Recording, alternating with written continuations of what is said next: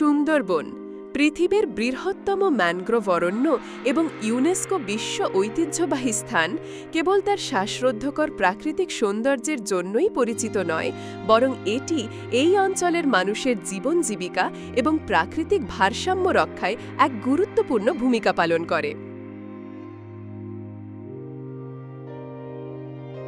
সুন্দরবন বলতে আমরা সাধারণ দৃষ্টিতে যা বুঝি তা হলো একটি বিস্তীর্ণ এলাকা জুড়ে নদী-নালা, সমশ্রিত ঘন জঙ্গলের সমাহার, আর উপরি পাওনা হিসাবে রয়্যাল বেঙ্গল টাইগারের আঁতুড়ঘর। কিন্তু সুন্দরবনের সংজ্ঞা বা তার বৈচিত্র্য বিচার করে এটা পরিষ্কার হয় যে সুন্দরবন বিষয়টা আপেক্ষিক। ভিন্ন চিন্তার মানুষের কাছে ভিন্ন ভিন্নভাবে সুন্দরবন ধরা দিয়েছে। হাজার হাজার বছরের ইতিহাস, সেই প্রাগৈতিহাসিক কাল থেকে সুন্দরবনের উত্থান পতনের সাক্ষী থেকেছেন ইতিহাসবিদরা।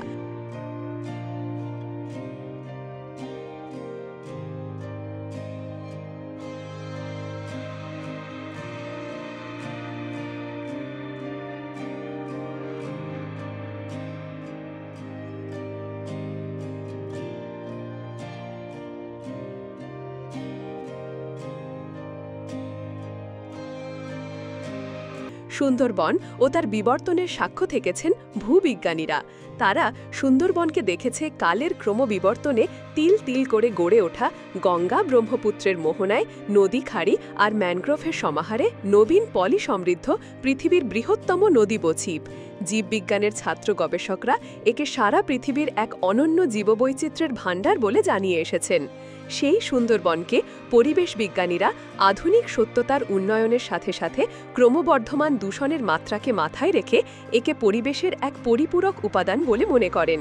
কারণ বায়ুমণ্ডলের দূষণের অন্যতম উপাদান কার্বন ডাই অক্সাইডকে সুন্দরবন ম্যানগ্রোভ শোষণ করে পরিবেশকে বিশুদ্ধ রাখে। প্রাচীন সুন্দরবনের ইতিহাসের পাশাপাশি তার যে সমাজ, সংস্কৃতি আর সভ্যতার প্রতিটা উপাদান শত সহস্র বছরের অবহেলায়, অজ্ঞতায় বিস্তৃত হয়ে আছে চাপা পড়া পললের তলায়, তা খনন কাজের মাধ্যমে পুরাতাত্ত্বিকদের কাছে সুন্দরবন গুরুত্বপূর্ণ হয়ে উঠেছে। অপরদিকে উন্নত দুনিয়ার ব্যস্ত মানুষের প্রতিদিনের গোতে বাঁধা জীবনযাপনের বাইরে গিয়ে একটু অবসর, একটু নির্জনতা বা ইঁদুর দৌড়ের লড়াই থেকে একটু অবকাশ, কিংবা নগর জীবনের ইট কাঠ পাথরের এক খোলা মনের আঙিনা হল সুন্দরবন। তাই সারা ভারত তথা বিশ্বের বিভিন্ন প্রান্ত থেকে ভ্রমণ পিপাসু মানুষ ছুটে আসে ক্রমসংকুচিত সুন্দরবনের প্রান্তরে। কদিনের জন্য হারিয়ে যায় সভ্য জগতের অসভ্যতামি থেকে, বিচ্ছিন্ন হতে চায় সকল সংযোগ থেকে। তাই আর 5টা পর্যটন কেন্দ্রের থেকে সুন্দরবন নির্জনতা আর একান্তে সময় কাটানোর এক লম্বা পরিসরের দক্ষিণের বারান্দা, যেখানে সবুজের চাদরে মোড়া বিস্তীর্ণ জলরাশি আর বিচিত্র সব জীবের অবস্থান। সেই সুন্দরবন আমরা যারা ছাত্র, শিক্ষক, গবেষক কিংবা শিক্ষাব্রতী মানুষ, তাদের সবার কাছে সুন্দরবন হয়ে উঠেছে মৌলিক গবেষণার এক ক্ষেত্র। আর এই সুন্দরবন বা তার উপরে ঘটে যাওয়া প্রাকৃতিক বিপর্যয়ের প্রভাবে মানুষের ক্ষয়ক্ষতি ও উন্নয়নকে কেন্দ্র করে রাজনীতি আর পরিকল্পনাকারীদের কাছে দুর্নীতি আর অপরিসীম লালসা পূরণের একটা মাধ্যম হয়ে দাঁড়িয়েছে। তেমন সুন্দরবনের প্রান্তিক মানুষের দারিদ্র্যকে হাতিয়ার করে ভোট বৈতরণী পেরিয়ে যাবার একটা সহজ পন্থা হয়ে দাঁড়িয়েছে। রাজা প্রতাপাদিত্যের মৃত্যুর পরে সমৃদ্ধ সুন্দরবন মগ, পর্তুগিজ জলদস্যুদের অত্যাচারে যখন একে একে সবাই তাদের জমিদারি ছেড়ে পালাতে শুরু করলো, তখন সুন্দরবন হয়ে উঠেছিল মগের মুলুক। সুন্দরবন নামটি কিন্তু খুব প্রাচীন নয়। সমুদ্রের উপকূলে ম্যানগ্রোভের এই অঞ্চলকে আগে ভাটির দেশ বা 18 ভাটির দেশ বলা হতো। দক্ষিণবঙ্গের সকল নদীর জল ভাটার সময় জল এই সুন্দরবনের ওপর দিয়ে নেমে যেত বলে এরূপ নামকরণ ছিল। আবার 12 ভূঁইয়ার প্রাধান্যের কথা মনে রেখে এই অঞ্চলকে 12 ভাটি বাংলা বলা হতো। আবুল ফজল তার আইনি আকবরী গ্রন্থে এই সুন্দরবনকে ভাটি বলে উল্লেখ করেছেন।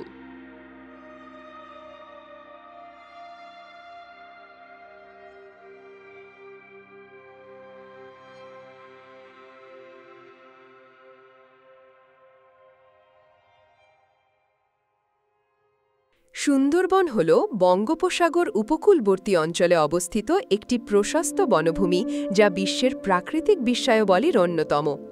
পদ্মা, মেঘনা ও ব্রহ্মপুত্র নদীত্রয়ের অববাহিকার বদ্বীপ এলাকায় অবস্থিত এই অপরূপ বনভূমি বাংলাদেশের খুলনা, সাতক্ষীরা ও বাগেরহাট জেলার কিছু অংশ এবং ভারতের পশ্চিমবঙ্গ রাজ্যের 2 জেলা উত্তর 24 পরগনা ও দক্ষিণ 24 পরগনা জুড়ে বিস্তৃত।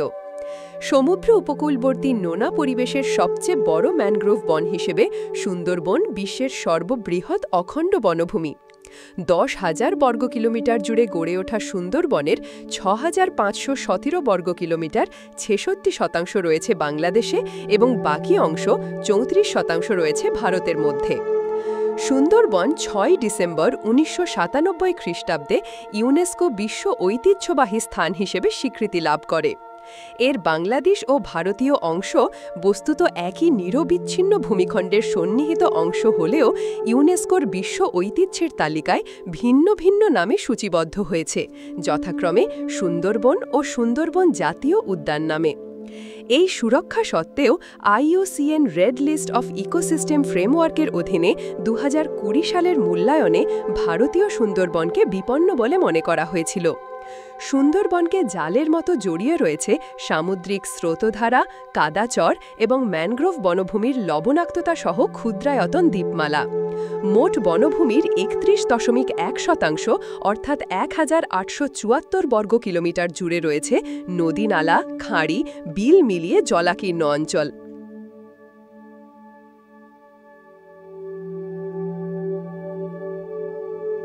সুন্দরবন হল বঙ্গোপসাগরের নিচু দ্বীপপুঞ্জের একটি গুচ্ছ, যা ভারত ও বাংলাদেশ জুড়ে বিস্তৃত। এই অঞ্চলটি তার অনন্য জীববৈচিত্র্য এবং পরিবেশগত গুরুত্বের জন্য আন্তর্জাতিকভাবে স্বীকৃত, যার মধ্যে রয়েছে বিশ্বের একক বৃহত্তম ম্যানগ্রোভ বন, যার মোট আয়তন 10,200 বর্গ কিলোমিটার। সুন্দরবনের বাস্তুতন্ত্র লক্ষ লক্ষ মানুষের জন্য ঘূর্ণিঝড় সুরক্ষা, বন্যপ্রাণীর আবাসস্থল, খাদ্য ও প্রাকৃতিক সম্পদের সরবরাহ এবং কার্বন সংরক্ষণ সহ বিভিন্ন ধরনের গুরুত্বপূর্ণ পরিবেশগত পরিষেবা প্রদান করে। এটি প্রায় 7.2 মিলিয়ন মানুষের, ভারতে 4.5 এবং বাংলাদেশে 2.7 মিলিয়ন আবাসস্থল, যার মধ্যে দক্ষিণ এশিয়ার কিছু দরিদ্রতম এবং সবচেয়ে ঝুঁকিপূর্ণ সম্প্রদায় রয়েছে। এটি একটি জটিল বাস্তুতন্ত্র যা এখানকার মানুষের জীবন এবং সামগ্রিক পরিবেশের ভারসাম্যের জন্য অপরিহার্য। সেখানকার মানুষের জীবনযাত্রা এই পশুপাখি এবং প্রকৃতির সাথে ওতপ্রোতভাবে জড়িত। তাদের বেঁচে থাকার জন্য সুন্দরবনের প্রাকৃতিক সম্পদ খুবই গুরুত্বপূর্ণ। সুন্দরবন হল বঙ্গোপসাগরের নিচু দ্বীপপুঞ্জের একটি গুচ্ছ, যা ভারত ও বাংলাদেশ জুড়ে বিস্তৃত। সুন্দরবনের ভারত ও বাংলাদেশের অংশগুলিকে আলাদাভাবে বিবেচনা করা হোক বা একসাথে গোষ্ঠীভুক্ত করা হোক, এই হ্রাসের প্রবণতা সত্য। এর মূল কারণ হল আশেপাশের সমুদ্রপৃষ্ঠের উচ্চতা, যা বৈশ্বিক গড়ের তুলনায় দ্বিগুণেরও বেশি দ্রুত বৃদ্ধি পাচ্ছে। সুন্দরবনের জীববৈচিত্র্য, বিশেষ করে এর প্রাণী ও পাখিকুল, এই বনের অস্তিত্ব এবং এর ওপর নির্ভরশীল জনগোষ্ঠীর টিকে থাকার জন্য অপরিহার্য।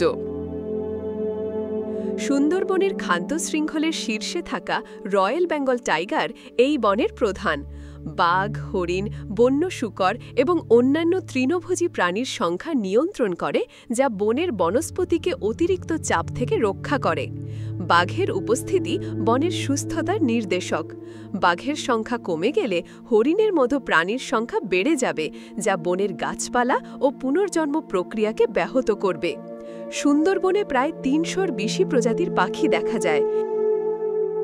এই পাখিরা বিভিন্ন গাছের ফল খায় এবং তাদের বিষ্ঠার মাধ্যমে বীজ বনের বিভিন্ন স্থানে ছড়িয়ে দেয়। এটি গাছের বংশবিস্তার ও বনের ঘনত্ব বৃদ্ধিতে সহায়তা করে। কিছু পাখি, যেমন মৌটুসি, ফুলের মধু খাওয়ার সময় পরাগায়নে সাহায্য করে। বন্য শূকর মাটি খুঁড়ে খাবার খোঁজার সময় মাটিকে আলগা করে দেয়, যা মাটির বায়ু চলাচল বৃদ্ধি করে এবং গাছের বৃদ্ধিতে সহায়তা করে। কাকড়া ও অন্যান্য অমেরুদণ্ডী প্রাণীরা বনের মাটিতে থাকা পচা পাতা ও অন্যান্য জৈব পদার্থ খেয়ে মাটিকে পরিষ্কার রাখে এবং পুষ্টির চক্রাকার আবর্তনে সাহায্য করে। বাঘের ভয়ে চোরা শিকারী এবং অবৈধভাবে গাছ কর্তনকারীরা বনের গভীরে প্রবেশ করতে ভয় পায়। এক অর্থে বাঘ সুন্দরবনের প্রাকৃতিক প্রহরী হিসেবে কাজ করে এবং বনকে সুরক্ষিত রাখতে সাহায্য করে। সুন্দরবনে বিভিন্ন প্রজাতির পশু পাখির উপস্থিতি এই বনের স্বাস্থ্য ও জীববৈচিত্র্যের সমৃদ্ধির পরিচায়ক। কোনো নির্দিষ্ট প্রজাতির সংখ্যা হ্রাস বা বৃদ্ধি পেলে তা পরিবেশের ভারসাম্যহীনতার ইঙ্গিত দেয়। সুন্দরবনের আশেপাশের প্রায় ৩৫ থেকে ৪০ লক্ষ মানুষ প্রত্যক্ষ বা পরোক্ষভাবে এই বনের ওপর নির্ভরশীল। এদের জীবনজীবিকার প্রধান উৎস হল বনজ সম্পদ আহরণ, যেমন সুন্দরবনের নদী ও খালগুলো মৎস্য সম্পদে পরিপূর্ণ। এখানকার জলে ২১০ প্রজাতির সাদা মাছ, ২৪ প্রজাতির চিংড়ি এবং ১৪ প্রজাতির কাঁকড়া পাওয়া যায়। স্থানীয় জেলেরা নৌকা নিয়ে বনে প্রবেশ করে মাছ ও কাঁকড়া সংগ্রহ করে তাদের জীবিকা নির্বাহ করে। সুন্দরবনের মধু বিশ্বজুড়ে বিখ্যাত। মৌয়াল নামে পরিচিত মধু সংগ্রহকারীরা জীবনের ঝুঁকি নিয়ে বন থেকে মধু সংগ্রহ করেন। এই কাজটি অত্যন্ত বিপজ্জনক, কারণ তাদের বাঘ ও সাপের আক্রমণের ভয় থাকে। স্থানীয়রা ঘর তৈরির ছাউনির জন্য গোলপাতা এবং জ্বালানির জন্য কাঠ সংগ্রহ করে। তবে জলবায়ু পরিবর্তন, অবৈধভাবে বন উজাড় এবং অতিরিক্ত সম্পদ আহরণের ফলে সুন্দরবনের পরিবেশগত ভারসাম্য আজ হুমকির মুখে।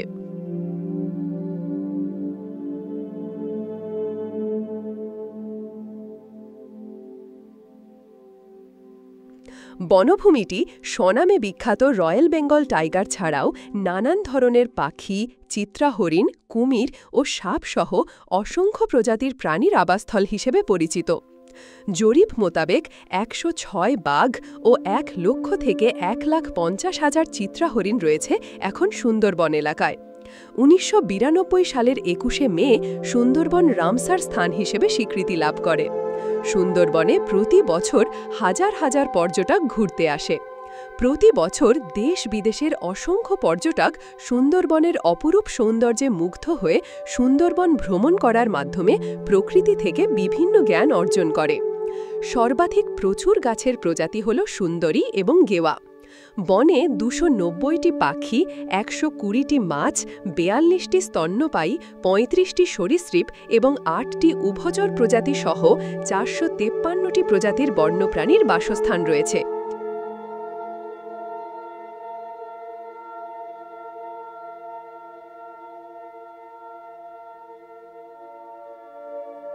মাছ এবং কিছু অমেরুদণ্ডী প্রাণী ছাড়া অন্য বন্যপ্রাণী হত্যা বা দখলের ওপর সম্পূর্ণ নিষেধাজ্ঞা থাকা সত্ত্বেও মনে হচ্ছে বিংশ শতাব্দীতে হ্রাসপ্রাপ্ত জীববৈচিত্র্য বা প্রজাতির ক্ষতির একটি সামঞ্জস্যপূর্ণ প্যাটার্ন রয়েছে এবং বনের পরিবেশগত গুণমান হ্রাস পাচ্ছে। পশ্চিমবঙ্গের সুন্দরবন জাতীয় উদ্যানের প্রশাসন ও ব্যবস্থাপনার দায়িত্ব বন অধিদপ্তর। বাংলাদেশে ১৯৯৩ সালে বন সংরক্ষণের জন্য একটি বনচক্র তৈরি করা হয় এবং এর পর থেকে প্রধান বন সংরক্ষকদের নিযুক্ত করা হয়েছে।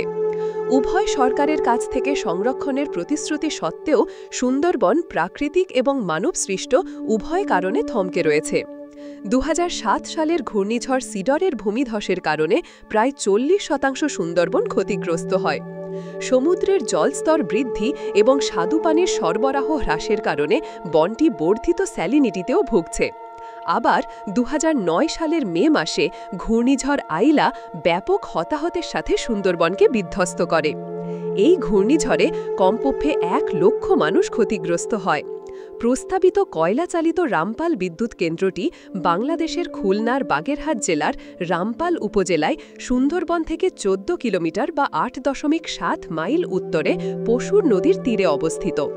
ইউনেস্কোর ২০১৬ সালের একটি প্রতিবেদন অনুসারে এই অনন্য ম্যানগ্রোভ অরণ্যের আরও ক্ষতি করবে বলে ধারণা করা হচ্ছে।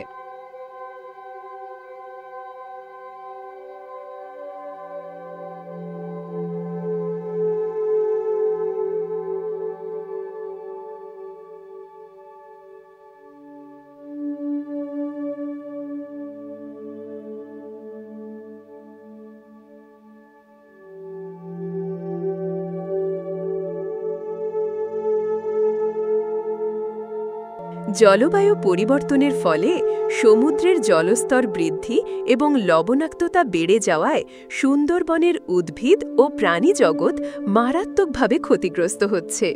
ঘূর্ণিঝড়ের মতো প্রাকৃতিক দুর্যোগের তীব্রতাও বাড়ছে।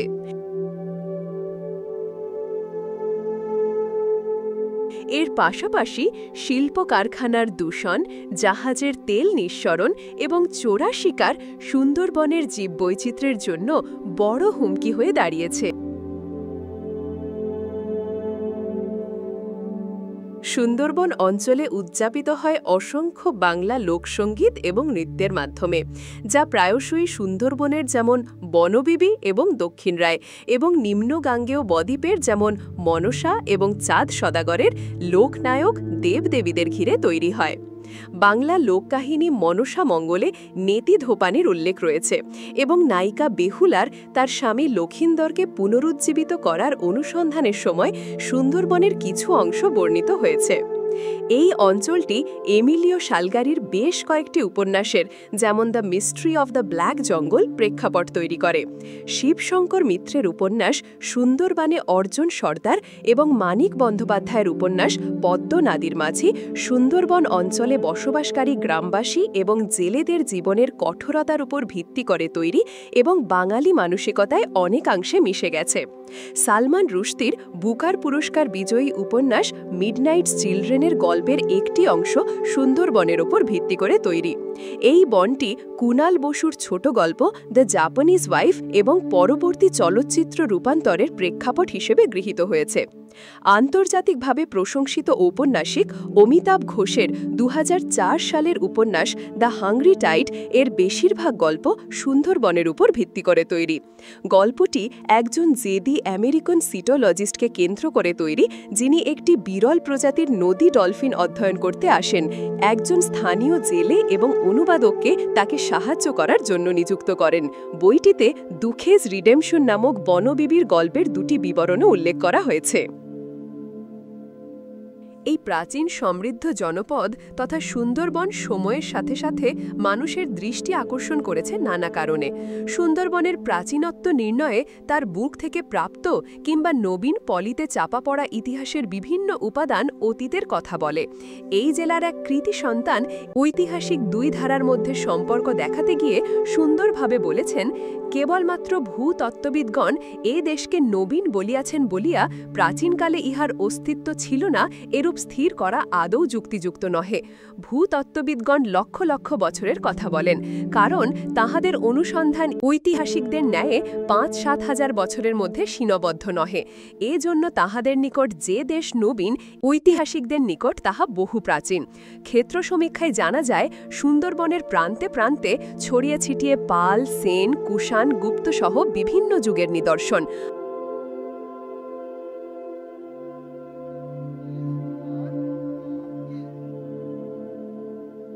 আর পরবর্তীকালে ব্রিটিশদের আগমনের সাথে সাথে একসময় প্রাকৃতিক দুর্যোগ ও মগ পর্তুগিজ জলদস্যুর অত্যাচারে সুন্দরবন জনশূন্য হয়ে পড়লেও পুনরায় জঙ্গল হাসিল করে চাষাবাদ শুরু হয়।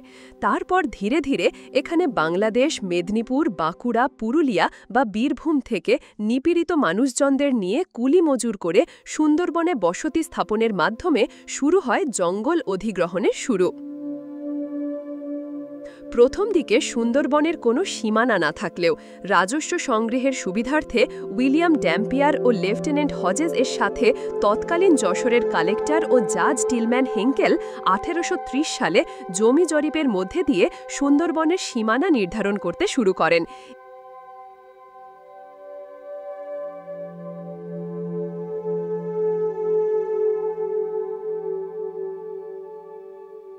এই জরিপ চলে প্রায় ৫০ বছর ধরে। জরিপের পরে সুন্দরবনের উত্তর দিকে যে কাল্পনিক সীমারেখা টেনে দেওয়া হয় সেটাই ড্যাম্পিয়ার হজেস লাইন নামে পরিচিত। এই কাল্পনিক রেখা দক্ষিণ ২৪ পরগনা ডায়মন্ড হারবারের কাছে কুলপি অঞ্চল থেকে উত্তর ২৪ পরগনা জেলার বসিরহাট পর্যন্ত বিস্তৃত, যার উত্তরে জনবসতি ও দক্ষিণে লোনা মাটির আবাদে ঘন সবুজ অরণ্য। সুন্দরবনের এই রেখা পেরিয়ে যদি উন্নত দুনিয়ার মানুষ নিজেদের কর্মকাণ্ড প্রসার না ঘটাত, তাহলে হয়তো আজকের সুন্দরবনের ভবিষ্যৎ নিয়ে এত ভাবতে বসতে হতো না।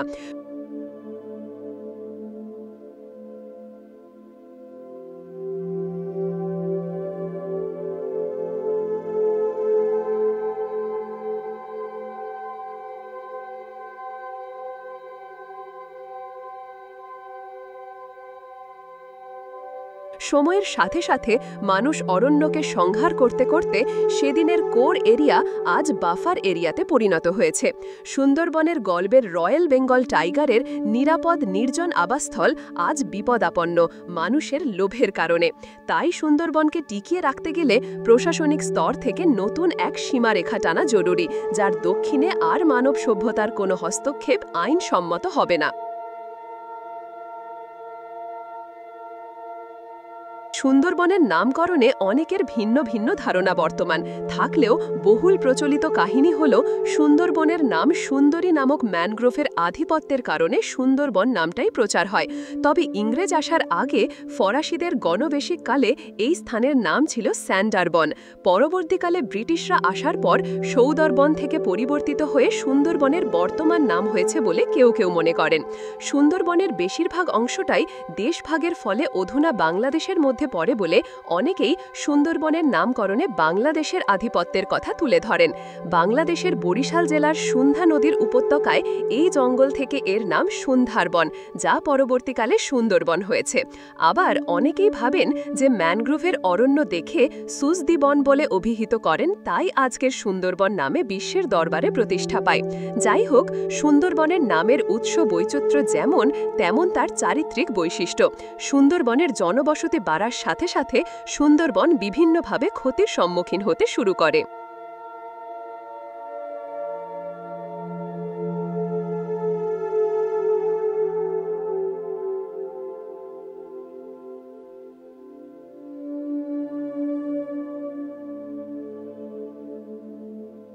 সুন্দরবন শুধুমাত্র একটি প্রাকৃতিক সৌন্দর্যের স্থানই নয়, এটি একটি জটিল বাস্তুতন্ত্র যা এখানকার মানুষের জীবন এবং সামগ্রিক পরিবেশের ভারসাম্যের জন্য অপরিহার্য। সেখানকার মানুষের জীবনযাত্রা এই পশুপাখি এবং প্রকৃতির সাথে ওতপ্রোতভাবে জড়িত। তাদের বেঁচে থাকার জন্য সুন্দরবনের প্রাকৃতিক সম্পদ খুবই গুরুত্বপূর্ণ।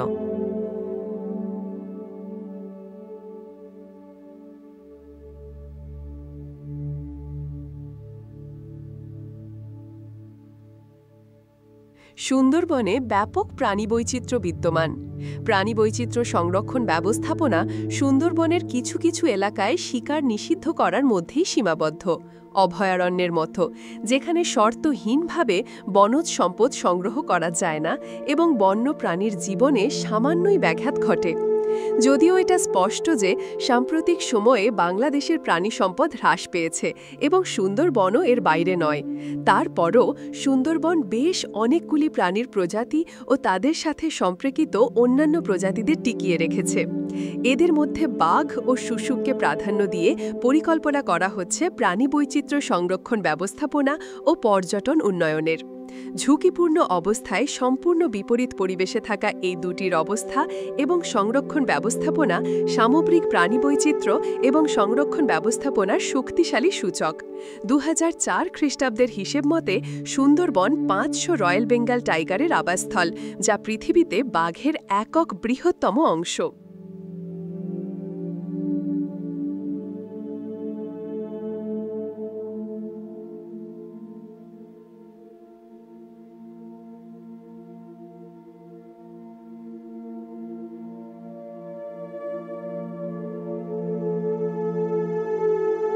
সাম্প্রতিক গবেষণায় দেখা গিয়েছে যে বিচিত্র জীববৈচিত্র্যের আধার বাংলাদেশের বাণিজ্যিক দিক থেকে গুরুত্বপূর্ণ। সর্বাধিক প্রচুর গাছের প্রজাতি হল সুন্দরী এবং গেওয়া।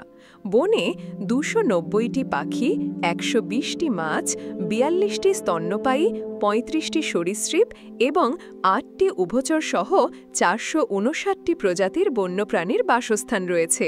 এ থেকে বোঝা যায় যে বাংলাদেশের সুন্দরবনে বিভিন্ন প্রজাতির একটি বড় অংশ বিদ্যমান, যেমন 30% সরীসৃপ, 37% পাখি ও 37% স্তন্যপায়ী, এবং এদের একটি বড় অংশ দেশের অন্যান্য অংশে বিরল। সরকারের মতে এই প্রাণীবৈচিত্র্যের মধ্যে 2 প্রজাতির উভচর, 14 প্রজাতির সরীসৃপ, 25 প্রজাতির পাখি এবং 5 প্রজাতির স্তন্যপায়ী বর্তমানে হুমকির মুখে। সুন্দরবনের বাস্তু সংস্থান মৌলিক প্রকৃতির এবং যা বন্যপ্রাণীর বিশাল আবাসস্থল। বন্যপ্রাণীর সংখ্যা এবং এর লালন ক্ষেত্রের ওপর মানুষের সম্পদ সংগ্রহ ও বন ব্যবস্থাপনার প্রভাব অনেক। কেটো কচ্ছপ, সুন্দি কাছিম এবং ধুম তরুণাস্থি কাছিম, গিরগিটি ও গুইসাপ, অজগর এবং রয়্যাল বেঙ্গল টাইগার সুন্দরবনের স্থানীয় প্রজাতিগুলির মধ্যে অন্যতম। এদের মধ্যে কিছু প্রজাতি সংরক্ষিত, বিশেষ করে বাংলাদেশ বন্যপ্রাণী সংরক্ষণ সংশোধিত আইন দ্বারা। বিভিন্ন প্রজাতির হরিণ, মহিষ, জাবাদেশীয় গন্ডার ও ভারতীয় গন্ডার এবং স্বাদুপানির কুমিরের মতো কিছু কিছু প্রজাতি সুন্দরবনে বিলুপ্ত হয়ে গিয়েছে বিংশ শতাব্দীর মাঝামাঝির দিক থেকে। সুন্দরবনে নানা প্রজাতির প্রাণী রয়েছে। এগুলোর মধ্যে জলে রয়েছে কুমির, হাঙর প্রভৃতি, স্থলে রয়েছে রয়্যাল বেঙ্গল টাইগার, হরিণ, বানর, সজারু, শেয়াল, নানা ধরনের পাখি, মৌমাছি, বনমোরগ ইত্যাদি। সুন্দরবনে নীলগ্রীবা মাছরাঙারও দেখা মেলে।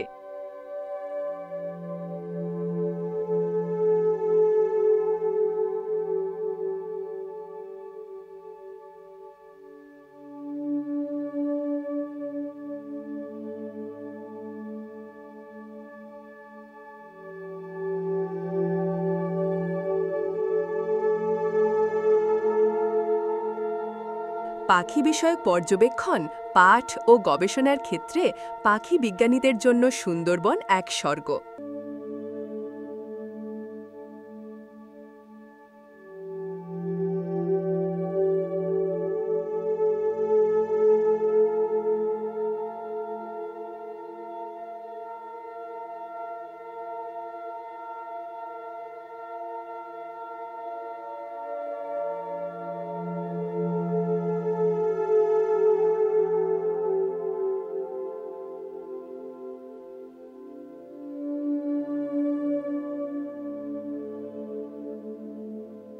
সুন্দরবনের সবচেয়ে পরিচিত মাছ পার্শে মাছ।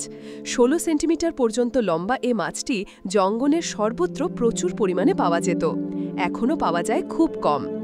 পার্শেরই জাতভাই বাটা, ভাঙান, গুল বাটা, খরুল ভাঙান আজকাল খুব কম ধরা পড়ে। খরশুলা বা খল্লা অত্যন্ত সুস্বাদু মাছ। বনের নদী খালে এদের তেমন আর দেখতে পাওয়া যায় না। সুন্দরবনের কাইক্কা বা কাইকশেল মাছ স্বাদুপানির কাইক্কার চেয়ে আকারে অনেক বড় হয়। এখানকার এই ঠুটি কাইকশেল এখন খুব কম ধরা পড়ে। বিশাল আকৃতির মেদ মাছের দুটি প্রজাতি এখন বিলুপ্ত প্রায়। মারাত্মক মাছ কান মাগুর। এর পাশের কাঁটায় মারাত্মক বিষ রয়েছে। বড় কানমাগুর এখনও কিছু পাওয়া গেলেও দাগি কানমাগুর এখন বিলুপ্ত প্রায়।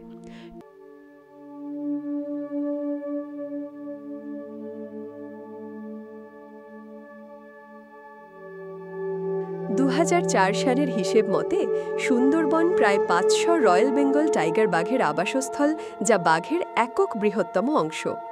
এসব বাঘ উল্লেখযোগ্য সংখ্যক মানুষ গড়ে প্রতি বছরে প্রায় 100 থেকে 250 জন মেরে ফেলার কারণে ব্যাপকভাবে পরিচিত। মানুষের বাসস্থানের সীমানার কাছাকাছি থাকা একমাত্র বাঘ নয় এরা।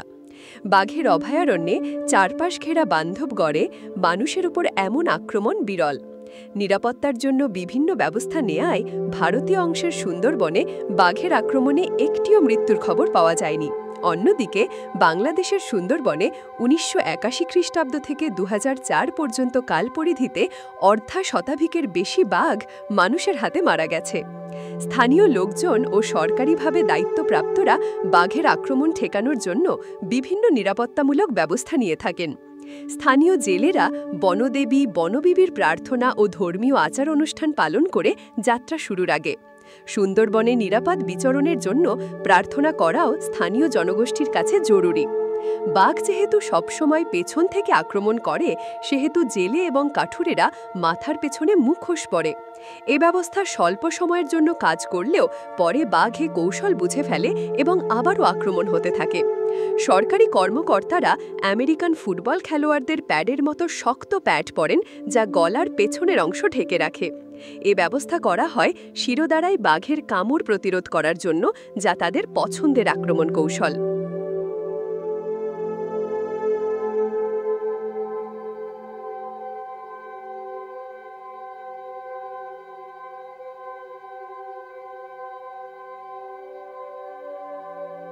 সুন্দরবনের সাথে প্রত্যক্ষভাবে জড়িত বিভিন্ন পেশাজীবী সম্প্রদায়ের মানুষ ও উপকূলীয় অধিবাসীদের জন্য বিশেষত বাংলাদেশ অংশে সবথেকে বড় আতঙ্কের বিষয় ছিল বনদস্যুদের উৎপাত, ডাকাতি ও অপহরণ। এই উৎপাত ঠেকাতে নৌবাহিনী, কোস্টগার্ড, পুলিশ ও বন বিভাগের প্রহরীদের সক্রিয় প্রচেষ্টা থাকলেও সমন্বিত উদ্যোগের অভাব ছিল। ২০১২ সালে সুন্দরবনের জলদস্যু দমনের জন্য একটি টাস্ক ফোর্স গঠিত হয়। ১ নভেম্বর ২০১৮ জলদস্যুদের সর্বশেষ ৬টি বাহিনী আত্মসমর্পণের মাধ্যমে সুন্দরবনের বাংলাদেশের অংশের প্রায় ৪০০ বছরের জলদস্যুতার অবসান ঘটে।